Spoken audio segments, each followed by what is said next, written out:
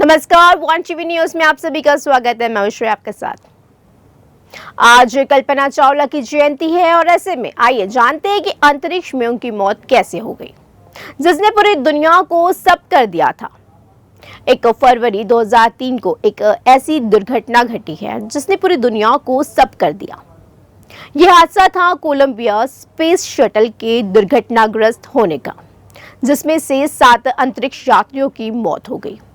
इन 7 अंतरिक्ष यात्रियों में भारतीय मूल की अमेरिकी अंतरिक्ष यात्री कल्पना चावला भी थी। आज कल्पना चावला की जयंती है और ऐसे में आइए जानते हैं कि अंतरिक्ष में उनकी मौत कैसे हो गई। 16 जनवरी 2003 वह तारीख थी जब कल्पना चावला ने अपनी दूसरी और आखिरी अंतरिक्ष यात्रा के लिए Colombia space shuttle mission STS-107 के साथ उड़ान भरी थी।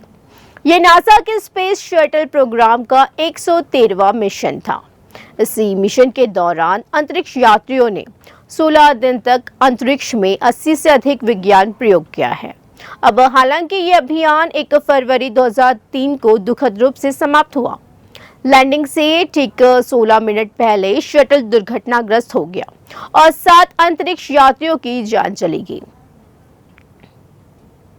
उड़ान के दौरान शटल ने सफलतापूर्वक कई विज्ञान प्रयोग किए हैं। बस वो धरती वापस आ ही रही थी कि तकनीकी खराबी के कारण इनकी जान चली गई। उड़ान की समस्या 81.7 सेकेंड के लॉन्चिंग के बाद शुरू हुई थी। इंसुलेशन ने बाहरी ईंधन टैंक को तोड़ दिया, तो इसी दौरान अंतरिक्ष यान 2649 किलोमीटर प्रति घंटे की गति से यात्रा कर रहा था और 20,000 मीटर से अधिक ऊंचा था।